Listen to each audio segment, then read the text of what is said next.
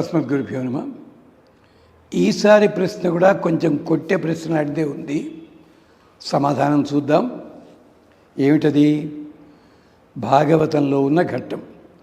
దీన్ని మనకి పీఠాధిపతులు పెద్ద పెద్దలంతా కూడా రకరకాలుగా చెప్పారు. నిజమే. ఏమిటది?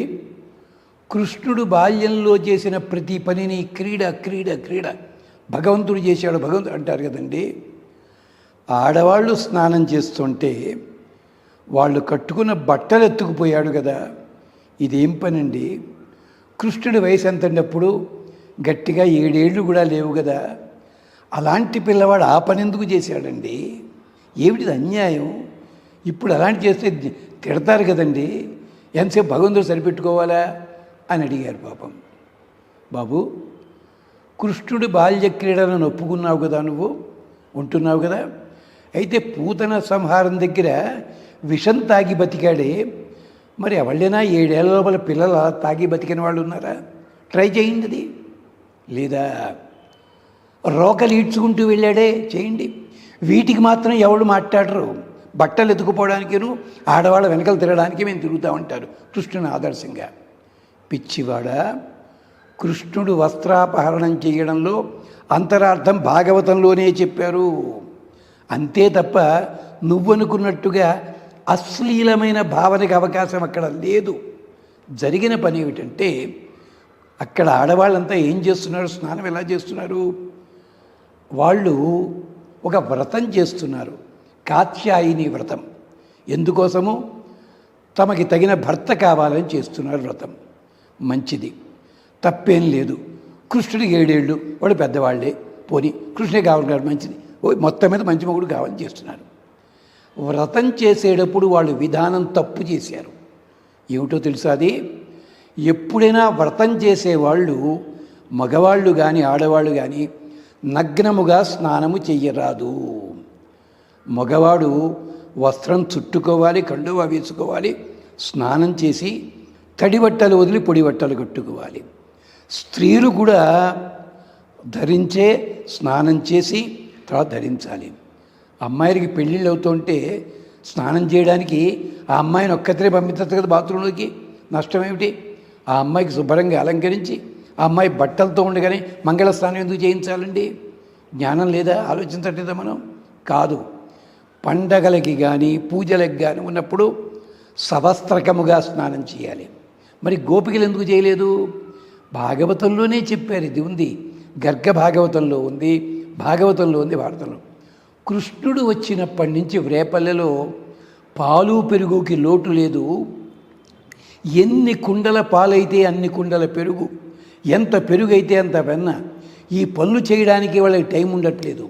ఇవాళ కట్టుకున్న వస్త్రాలు 15 రోజుల దాకా మార్చేందుకు అవకాశం లేదు వాళ్ళకి.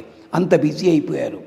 వ్రతం చేయడానికి వచ్చిన వాళ్ళు ఏం చేయాలో తెలిసిన, ఇలాంటి గుడ్డలతోటి కట్టుకొచ్చిన వాళ్ళు ఆ బట్టలన్నీ గట్టు మీద పెట్టి నగ్నంగా స్నానం చేసి బయటకు వచ్చి ఆ గాలికి ఒళ్ళు ఆరిన తర్వాత ఈ బట్టలు కట్టుకునేవారు. ఇప్పుడు మన వాళ్ళు జీన్స్ అంతే కదండి పాపము. ఓసారి కట్టుకుంటే 15 రోజుల దాకా మార్చడు వాడు. వాళ్ళు అలాగా. ఎందుకని? వాళ్ళకి తెలియదు, నియమం తెలియదు. కానీ పరమాత్మ చూచాడు, వీళ్ళు అద్భుతమైన నియమాన్ని పాటిస్తున్నారు. ఈ నియమం పాటించడం లేదే, పాపం అంటుకుంటుంది. పైగా నా నగ్నం స్నాయాతని శాస్త్రం ఉందే. అందుకని పాఠం చెప్పడానికి ఈ వస్త్రాలన్నీ మూట కట్టుకుని పైకి వెళ్ళాడు. అక్కడ చెట్టు ఏమిటి, ఇవన్నీ వేరే కథలు ఉన్నాయి. వాళ్ళు అన్నారు, అన్యాయం ఇచ్చేవయ్యా. కృష్ణుడు చెప్పాడు, వ్రతంలో ఉండి తప్పు చేశారు మీరు, అంచేత నాకు దండం పెట్టండి, అలాగే బయటకు వచ్చి దండం పెట్టండి అన్నాడు. వాళ్ళు నిర్ణయించుకున్నారు. ఇప్పుడున్న రహస్యం ఏ పండితుడు చెప్పటం లేదు. వీళ్ళు వస్త్రాలు లేకుండానే బయటికి రావాలని నిర్ణయించుకుని బయటికి వచ్చి మాకు ఆ వస్త్రాలు ఇయ్యి అన్నారు. కృష్ణుడు నవ్వి అన్నాడు, నా దగ్గర ఎక్కడున్నాయి వస్త్రాలు? మీ ఒంటి మీదే ఉన్నాయి. అంటే వీళ్ళు నగ్నముగానే బయటికి వద్దామని నిర్ణయించగానే స్వామి చేతిలో వస్త్రాలు మాయమై వీళ్ళ ఒంటి మీదకే వచ్చాయి. ఇది కథ అక్కడ. అంచేత నియమం తప్పారు వాళ్ళు. నియమం తప్పకుండా ఉండడానికి ఆ వస్త్రములు తాను ముట్టుకుని పవిత్రం చేశాడు స్వామి. ఇంకొకటి ఉదాహరణ చెప్తే మీరు సంతోషిస్తారేమో.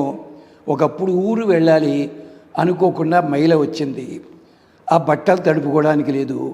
అప్పట్లో పల్లెటూళ్ళలో అప్పటికి ఉండేది ఇది 1000 పడగలు 1000 పడగల నవల లోపల విశ్వనాథ్ వాడు రాశారు.